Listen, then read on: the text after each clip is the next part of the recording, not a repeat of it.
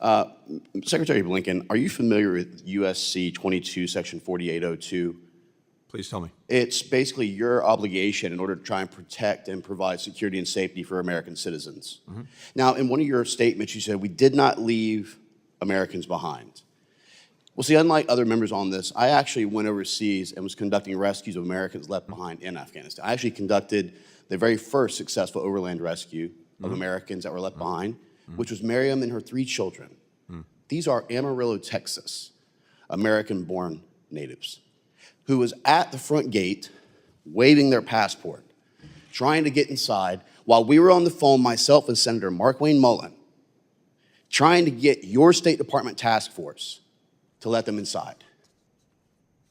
You're telling me you didn't leave them behind? I'm telling you, Congressman, that we got every American out that we could, and when we got completed the evacuation, I said we're not leaving anyone behind. We're to keep doing this until we get every American who says they want to leave and identify themselves to us out. And as I you also said, though, 500 that, between. well, I'm reclaiming my time. You also told Congressman Davidson that the U.S. government was not blocking aircraft. Is that correct? I have no knowledge of the U.S. government. Yet my aircraft, who had 5 approved PPRs, which are prior permission required landings, to HKIA to rescue 28 Americans, was denied 5 times, saying that it was at the behest of the Department of Defense and the Department of State to prevent us from coming in to rescue Americans. That was what was told to us over the radio from the ATC towers. But yet, to your knowledge, no one was being blocked. Let me tell you, that is a farce and it's a complete lie.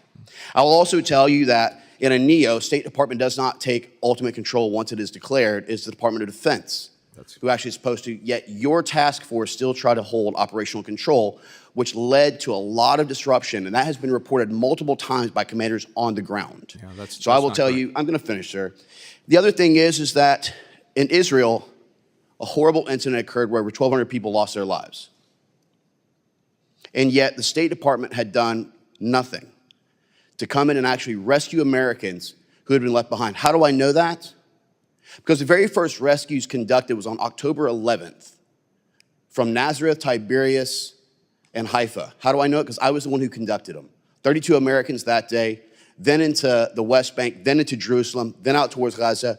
I got 255 Americans out by myself before the State Department lifted a finger and did anything to bring a plane in. Meanwhile, other nations were already flying aircraft in and out, rescuing their citizens. Again, another failure of 22 USC 4802. Not correct. I will also, it is correct, and the reason I know it's because I was there. Were you there, sir? I had an Were you entire there, embassy there. You were not. Let's go ahead and start with that. There, and I've been there 12 times. How many Americans did you rescue, sir? Yeah. We've gotten how many many Americans did you out. personally rescue, sir? None, correct? So don't try and talk to me about ground truth. You couldn't even control what was happening in Afghanistan. Let's start there. The next thing I want to talk about is under your leadership, we have allowed Iran, the regime, to grow stronger than it's ever in its life. I'll give you some facts here. The Energy Information Agency said that Iran petroleum exports in Iran sold $144 billion in the first 3 years of your administration. Now, why is that number important? Well, because that is $100 billion more than what was permitted in the full 2 years of the Trump administration.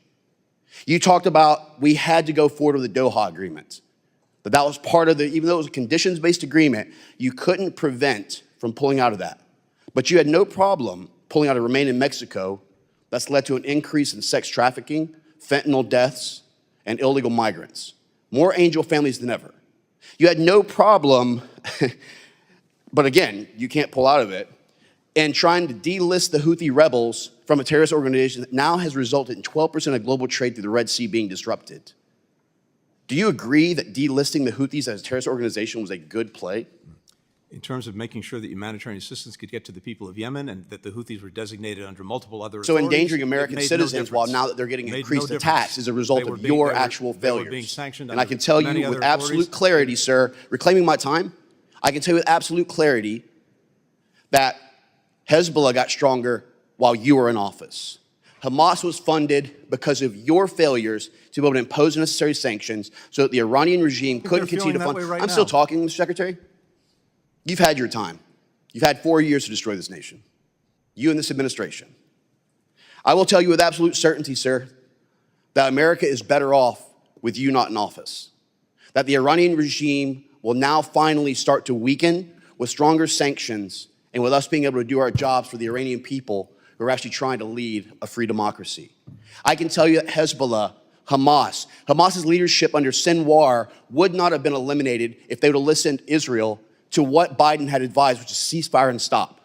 Hassan Nasrallah of Hezbollah would not have been eliminated if they would have listened to your leadership. And I can tell you right now that we are better off as a nation, we are safer as a nation, and our American citizens will be safer with you not sitting in that seat. With that, I yield back. Expired. Mr. Thank you for your Costa's